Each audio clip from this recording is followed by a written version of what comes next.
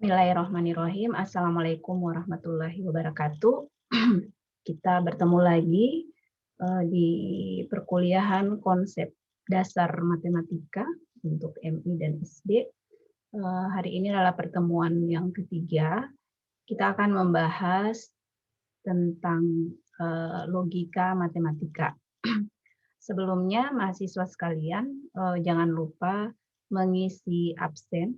Nanti akan saya bagikan di Google Classroom bersama tautan video ini. Nanti silahkan diisi absen, sekaligus bisa di absensinya bisa di komentar video ini, ya. Baik, saya langsung saja. Sebentar saya share materinya. Ya. Tentang logika matematika. Ya, ini adalah materi dasar awal kita dalam konsep dasar matematika untuk MI dan SD. Nah, teman-teman sekalian, belajar logika itu berarti kita belajar berpikir atau bernalar yang merupakan kegiatan akal manusia dengan pengetahuan yang kita terima melalui panca indera, kemudian kita olah, dan kemudian kita akan diarahkan kepada sebuah kebenaran.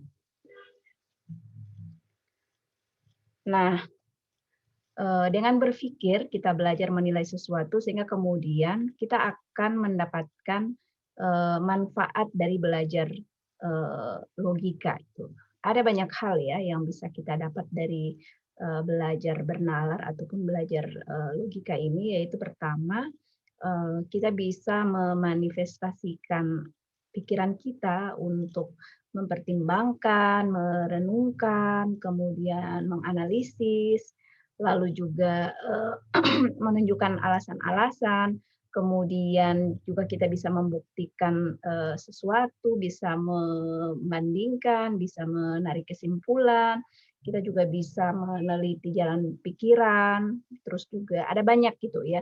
Yang jelas manfaat dari mempelajari logika ini supaya kita bisa berpikir lebih nalar, kritis, tepat, dan runtut atau konsisten dengan benar. Ya.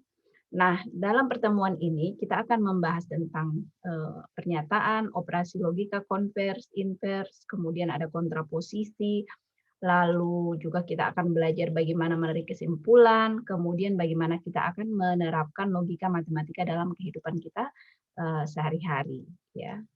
Dan juga ada pendekatan induktif, ya. Kita mulai dengan pernyataan, ya. Nah, apa itu pernyataan? Pernyataan ini adalah cabang matematika ya yang dia merupakan gabungan dari ilmu logika dan matematika gitu ya. Jadi isinya seperti apa ya? Isinya adalah yaitu kalimat deklaratif yang punya nilai benar atau salah tetapi tidak sekaligus benar dan salah ya. Ada macam-macam ini pernyataan. Nanti bisa kalian lihat di buku buku referensi yang kalian punya ya. Nah, dalam pelajaran logika matematika, kalimat pernyataan ini itu haruslah bisa dibedakan dengan kalimat-kalimat biasa dalam keseharian kita ya. Karena kalimat pernyataan itu tidak sama dengan kalimat biasa. Kalau dalam kalimat biasa sering dipilih kata-kata yang pantas, yang mudah, kemudian ada kiasan. Nah, kiasan ini kan bisa ini ya, ungkapan yang masih kabur ya. Dan kadang-kadang ada kata-kata yang bermakna ganda. Nah, sebaliknya dalam pernyataan tidak demikian. Kalimatnya harus lengkap, tidak kabur dan jelas gitu. Nah, ciri logis dalam pelajaran matematika ya bahwa yang dimaksud dengan pernyataan itu adalah suatu kalimat yang hanya benar saja atau salah saja tidak dua-duanya pada saat yang sama, artinya tidak sekaligus benar dan juga tidak salah, ya. Adapun kalimat yang benar tidak, salah pun tidak, itu bukan pernyataan, ya. Nanti ini apa namanya, ada macamnya, ada ragamnya, bisa kalian simak. Ini ada pernyataan tertutup, yaitu pernyataan yang sudah bisa dipastikan nilai kebenarannya. Ya, misalnya ini ada contoh ya, Al-Quran adalah sumber hukum pertama umat Islam. 4 tambah 3 sama dengan 8. Ini tertutup ya, tidak bisa diganggu lagi. Kemudian ada pernyataan terbuka, ya, belum bisa dipastikan nilai kebenarannya. Misalnya buah mangga rasanya manis. Nah, untuk kemudian memastikan mangganya manis kan kita harus rasa dulu mangganya benar manis enggak gitu. Sama juga misalnya jarak kota Gorontalo dan Limboto itu dekat. Kita mungkin perlu merasakan jaraknya itu dekat apa enggak begitu. Itu pernyataan terbuka. Kemudian ada pernyataan majemuk. Nah, pernyataan majemuk ini adalah pernyataan yang dirangkaikan dengan perangkai logika dan atau ya. Jadi perangkai logika itu ada kata dan atau tidak, meskipun, walaupun, jika, maka itu. Kata hubung ya. Jadi ada kata hubungnya. Misalnya contohnya ada bisa diisi makanya di situ Andi yang ganteng atau Anto yang pintar gitu, seperti itu. Kemudian ada namanya bukan pernyataan. Nah, ini yang tadi saya sampaikan ya, dalam matematika hanya kalimat biasa ya, jadi dia tidak punya nilai benar atau nilai salah. Sudah makan, kerjakan tugas semua, kayak seperti itu contoh dari pernyataan ya. Nah, sekarang kita pindah dulu di yang paling banyak akan dibahas di sini adalah pernyataan majemuk. Nah, pernyataan majemuk ini banyak digunakan dalam operasi-operasi logika, gitu ya. Jadi ada namanya negasi, konjungsi, disjungsi, implikasi, diimplikasi. Nah, apa itu operasi logika? Itu adalah pernyataan majemuk dari beberapa pernyataan tunggal. Tadi kan kita sudah ada pernyataan majemuk ya, yang kemudian membutuhkan kata hubung atau kata perangkai. Nah, kata perangkai inilah kemudian yang fungsinya hampir sama dengan operasi-operasi dalam pembelajaran matematika yang sudah biasanya kita kenal ya, misalnya operasi penjumlahan, pengurangan, perkalian, dan sejenisnya. Ya, nah kata perangkai inilah kemudian yang dinamakan operasi logika matematika. Ya, nah untuk kemudian menentukan nilai kebenaran pernyataan-pernyataan majemuk, maka kemudian kita akan melihat pernyataan-pernyataan ini digabungkan nanti, ya, sehingga kemudian kita harus menguasai operasi logika ini. Ya, yang pertama yaitu ada namanya negasi. Negasi itu adalah suatu pernyataan yang mempunyai nilai kebenaran yang berlawanan. Jadi ingkaran dari pernyataan tersebut. Misalnya sebentar, ini sudah ada contohnya di sini. Ya. Limboto adalah ibu kota Kabupaten Gorontalo. Maka negasinya adalah Limboto bukan ibu kota Kabupaten Gorontalo itu. Ya. Jadi yang jelas kalau salah ini ya. Jika suatu pernyataan bukan pertanyaan ini, pernyataan bernilai benar, maka ingkarannya itu salah itu. Nah, ini ada polanya ya. Jadi polanya seperti ini. Jadi dia berlawanan, ya, berlawanan. Kalau misalnya nilai pernyataannya benar, berarti ingkarannya salah. Kalau misalnya pernyataannya salah, ingkarannya benar, gitu. Seperti itu. Kemudian ada namanya konjungsi, yaitu pernyataan majemuk yang dibentuk dengan cara menggabungkan dua pernyataan tunggal dengan memakai kata perangkai. Nah, kata perangkai ini ya, jadi dalam membentuk pernyataan majemuk itu kita tidak diharuskan ya pernyataan tunggal yang digabungkan satu sama lain itu punya satu arti ya. Jadi tidak harus dalam satu arti gitu penyajiannya. Jadi misalnya ada contoh di sini ya. Ada contoh misalnya ini P, P-nya itu 7 kurang 2 sama dengan 5. Q adalah bilangan prima, maka konjungsinya adalah, jadi P konjungsi Q itu adalah 7 kurang 2 sama dengan 5, dan 5 adalah bilangan prima. Jadi di sini yang digunakan kata sambungnya itu adalah kata dan. Ya, walaupun misalnya dia tidak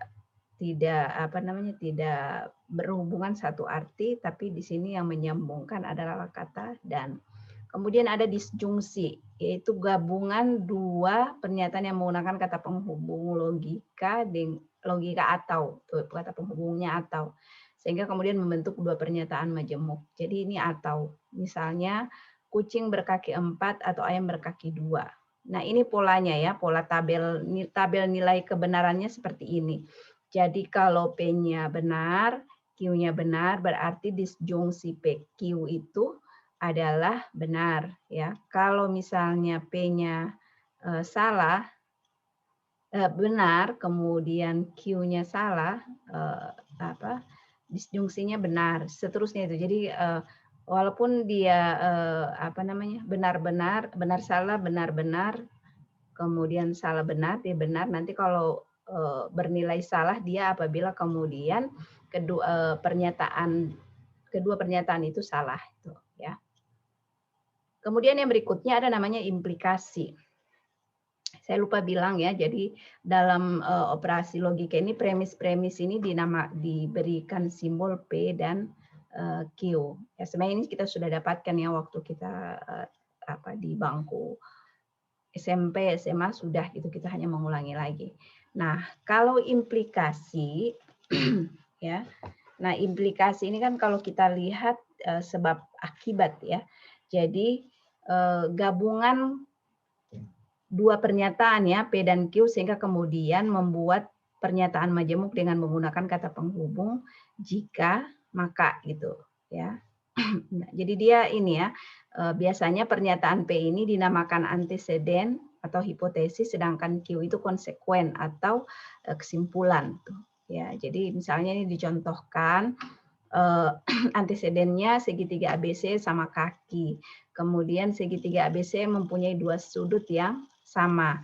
Maka P implikasi Q itu konsekuensinya atau kesimpulannya adalah jika semua segitiga ABC sama kaki, maka segitiga ABC mempunyai sudut yang sama. Ingat di sini ada catatan bahwa dalam konsep implikasi itu akan bernilai salah jika dan hanya jika sebab bernilai benar namun akibat bernilai salah, tuh ya. Jadi lihat aja tabel nilai kebenaran di sini gitu ya. Bisa jadi dia salah tapi implikasinya dia benar. Kemudian ada namanya biimplikasi. Nah, operasi biimplikasi ini biasanya disebut juga operasi bikondisional ya, atau implikasi dua arah tuh, atau equivalence. Nanti kalau kalian ketemu biimplikasi itu dua arah, itu juga namanya equivalence ya. Nah, di sini dicontohkan ayah mendapat gaji, premis satu, kemudian ayah bekerja. Ya, ayah mendapatkan gaji jika dan hanya jika ayah bekerja. Ya, jadi hampir mirip dengan implikasi ya dia, tapi dia menggunakan kata jika dan hanya jika. Ya, jadi suatu implikasi PQ benar jika nilai kebenaran P itu sama dengan nilai kebenaran Q, ya dia benar.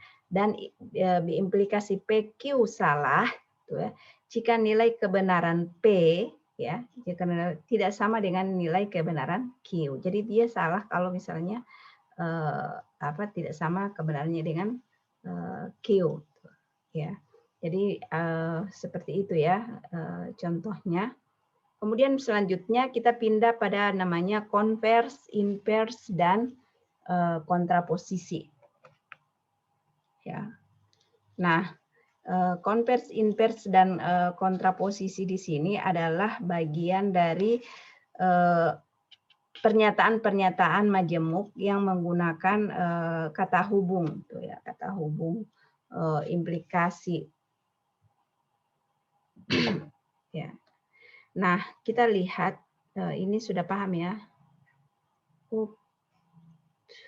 Nah, konvers itu kalau yang dimaksud konvers itu kalau implikasi P ke Q diubah menjadi Q ke P, itu namanya konvers, gitu ya. Kalau inverse itu juga sama ya, kebalikannya ini. Nanti bisa, oh sorry ini ketikannya kurang ya. Nah, ini ada contoh, saya langsung saja. Ini contoh ada apa namanya? Soal minta dicarikan konvers, invers, dan kontraposisi. Jadi ada pernyataan, jika binatang itu bertubuh besar, maka binatang itu disebut gajah. Kemudian nomor 2, P-nya adalah Tia penyanyi, Q-nya Tia seniman. Nah, kita bisa lihat, kita akan cari konversnya seperti apa. Jika binatang itu disebut gajah, maka binatang itu bertubuh besar. Ya. Jadi jika binatang itu disebut gajah, maka binatang itu bertubuh besar. Jadi ini dibalik, Q ke P. Ya. Kemudian inversnya, jika binatang itu tidak bertubuh besar, maka binatang itu bukan gajah. Itu inversnya. Ya, kebalikan dari Q tadi. Kemudian kontraposisinya, jika binatang itu bukan gajah, maka binatang itu tidak bertubuh besar. Itu kontratnya ya, kontranya. Memang ini apa namanya, kita butuh latihan berulang-ulang ya supaya nanti kita paham apa cara berpikir dalam menyimpulkan sesuatu. Kemudian yang berikutnya di nomor 2, kita lihat ini ada dia, kita carikan dulu implikasinya. Ini kan karena tadi sudah ada implikasinya pertama ya, kita apa carikan implikasinya. Jadi kayak di sini P dan Q-nya ya. Jadi jika Tia penyanyi, maka Tia adalah seniman. Nah, konversnya, jika Tia seniman, maka Tia adalah penyanyi. Kemudian berikutnya, jika Tia bukan penyanyi, maka Tia bukan seniman. Nah, kontraposisinya, jika Tia bukan seniman, maka Tia bukan penyanyi, itu kontraposisi. Ya, mudah ya. Oke.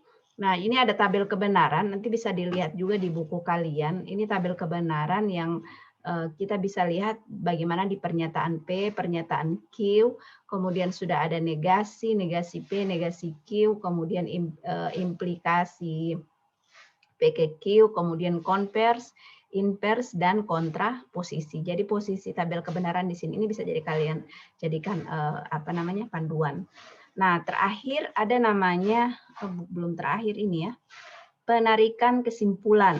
Ya, penarikan kesimpulan. Nah, dalam menarik kesimpulan apa? Ada 3 hal tuh ya, ada 3 hal yang perlu apa kalian pelajari dalam penarikan kesimpulan. Kenapa ini dibahas dalam logika matematika? Karena dalam kegiatan penalaran, tuh ya, ini berhubungan dengan berbagai pernyataan gitu. Nah, kan kegiatan penalaran ini kan sifatnya abstrak, kemudian dia juga nanti ujung-ujungnya pada penarikan kesimpulan tuh ya. Nah, kegiatan penalaran sebelum penarikan kesimpulan ini kita mungkin sering dengar ya, ada namanya argumen. Apa itu argumen?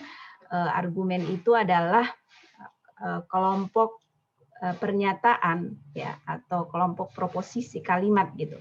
Jadi salah satu jadi kata lain dari pernyataan ini proposisi ya. Jadi kalau kalian baca buku ada tulisan proposisi itu namanya apa namanya pernyataan.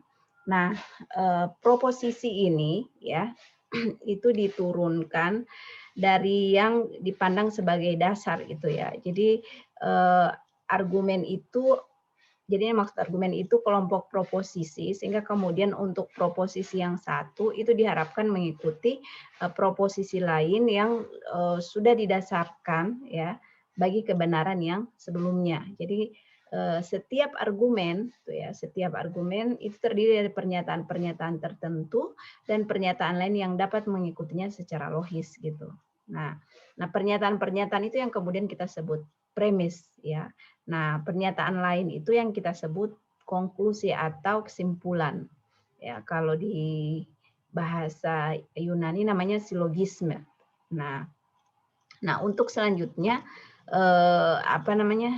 Kita akan diminta menarik kesimpulan dari premis-premis yang ada gitu atau dari pernyataan-pernyataan yang ada. Nanti setelah itu konklusi itu diturunkan berdasarkan dengan premis-premis yang ada ya. Kita langsung aja ya contoh, coba lihat di contoh di modus ponens tuh ya, ada contoh di sini. Ini ada premis 1, jika kamu rajin latihan soal, maka kamu akan mendapat nilai bagus. Premis 2-nya, kamu rajin latihan soal. Nah, ini kalau misalnya kita masukkan dalam tabel kebenaran, kita akan bisa melihat di situ itu, ya. P ke Q itu ada kan P-nya ini adalah kamu rajin latihan soal. Q-nya ini kamu mendapat nilai bagus begitu. Nah, ketika kemudian kita sandingkan dalam modus ponens ini, kita akan mendapatkan bahwa Q ini adalah konklusi ya atau kesimpulan gitu. Kita menarik kesimpulannya di situ. Yaitu modus ponens tuh, ya. Lalu ada namanya modus tollens. Sama juga mirip-mirip tapi ini modus tollens ini kalau kita lihat, kita ikuti ini saja polanya, kita ikuti di tabel kebenaran, kita akan nemu polanya seperti ini. Nah, jika kamu rajin latihan soal, jadi ini premis 1-nya ya, maka kamu akan mendapat nilai bagus. Nah, premis 2-nya, kamu tidak akan mendapat nilai bagus. Ini pernyataan keduanya, kamu tidak mendapat nilai bagus. Nah, kalau kita hubungkan implikasinya tuh ya, P ke Q ya. Jadi kalau rajin latihan kamu akan dapat nilai bagus. Nah, premis 2-nya adalah kamu tidak mendapat nilai bagus, itu Q. Negasinya di sini Q-nya ya, negasi Q. Nah, konklusinya karena kau tidak mendapat nilai bagus, maka tentu kamu tidak rajin latihan soal ya. Kemudian ada namanya silogisme. Nah, silogisme ini menghubungkan ya, memang ini mirip-mirip sih sebenarnya, tapi silogisme ini lebih sering kita gunakan, menghubungkan dua bahkan sampai lebih pernyataan tuh ya. Misalnya ini, kita lihat premis 1, jika kamu rajin latihan soal maka kamu akan mendapat nilai bagus. Di premis 2-nya, jika kamu mendapat nilai bagus maka kamu akan naik kelas. Jadi menghubungkan dari P, Q ke R gitu. Nah, nanti kita bisa menyimpulkan begitu ya. Jadi berarti dari P ke R ada konklusinya, yaitu kalau kamu rajin latihan soal maka kamu akan naik kelas. Jadi model-model penarikan kesimpulan seperti itu. Nah, Anda misalnya dalam menganalisis masalah gitu ya, masalah entah itu masalah dalam proposal skripsi nanti, masalah kehidupan nanti, masalah organisasi nanti, kita bisa menggunakan ini itu ya. Kita bisa menggunakan penggunaan logika matematik gitu ya, yang kita bisa mendapatkan kesimpulan yang memadai gitu berdasarkan dengan fakta data yang ada ya. Nah, jadi mahasiswa sekalian, kalau kita lihat dalam kehidupan kita sehari-hari, logika matematika ini sangat membantu kita itu ya kalau kita mau berpikir yang logis gitu ya. Jadi kita bisa membantu mendeteksi penalaran-penalaran yang keliru, kemudian kita bisa memancing pemikiran-pemikiran ilmiah yang reflektif gitu ya.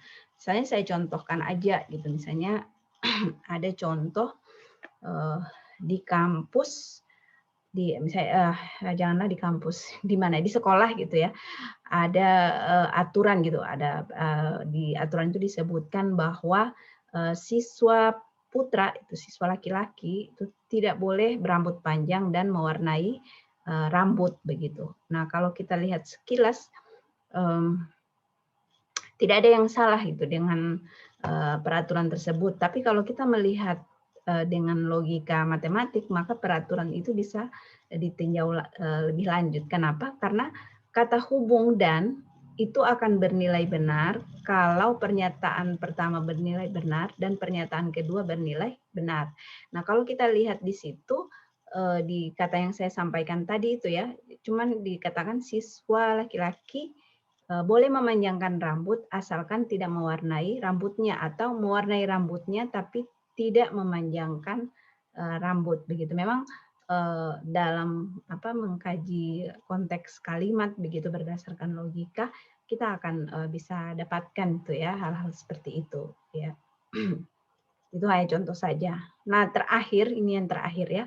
Terakhir dalam logika matematika ada juga dikenal namanya pendekatan induktif dan pendekatan deduktif. Nah, apa itu pendekatan induktif? Pendekatan induktif itu adalah proses ya berpikir, dia mulai khusus ke umum. Kalau deduktif dia dari umum menuju ke hal yang khusus. Nah, ini ada contoh itu ya. Kalau silakan mungkin kalian bisa bisa baca-baca referensi terkait pendekatan induktif ini karena pada dasarnya matematika itu adalah ilmu yang berhubungan dengan benda-benda atau pikiran yang abstrak gitu ya, sehingga kemudian menggunakan pikiran gitu ya, menggunakan pikiran itu perlu teknik untuk berpikirnya. Nah, ahli pendidikan matematika itu ya, mereka banyak menyadari gitu ya, siswa masih suka menggunakan akalnya dalam belajar, artinya berarti menggunakan pendekatan deduktif gitu ya. Sehingga kemudian kalau kita lihat pembelajaran sekarang lebih banyak gitu ke pendekatan deduktif gitu ya.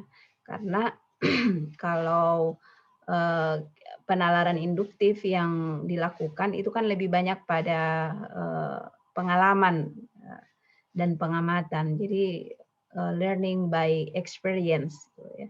Sehingga kemudian kesimpulan dari pembelajaran secara induktif yang berdasarkan tadi dari pengalaman itu ya, itu tidak menjamin atau tidak bisa berlaku umum karena pengalamannya akan beda-beda. Sehingga kemudian dalam matematika formal itu ada yang dipakai itu namanya ada induksi matematik, ada pendekatan induktif gitu, ada pendekatan deduktif gitu ya. Ini contoh yang bisa kalian simak tentang bagaimana proses berpikir gitu ya. Ini ada penjumlahan dua bilangan ganjil yang kemudian sampai pada kesimpulan dengan proses yang ada itu dengan pengalaman yang ada bahwa ternyata penjumlahan bilangan ganjil itu kalau ditambahkan dengan bilangan ganjil dia hasilnya adalah bilangan genap gitu. Nah, beda kalau dalam pendekatan deduktif karena ini sudah ditemukan oleh para penemu sebelumnya, maka memang sudah ada patron rumus gitu ya, rumus yang kemudian akan dibuktikan lebih detail gitu ya dalam jawaban siswa gitu ya. Mungkin itu saja dulu pelajaran kita hari ini tentang logika matematik. Lebih jelasnya kalian bisa simak ataupun baca di buku referensi yang kalian punya. Saya memberikan tugas, nanti tugasnya silakan dicek di Google Classroom. Semoga bermanfaat dan jangan lupa disimak kembali buku referensi kalian dan tetap jaga protokol kesehatan. Demikian kuliah kita pada hari ini. Semoga bermanfaat. Billahi taufiq wal hidayah. Wassalamualaikum warahmatullahi wabarakatuh.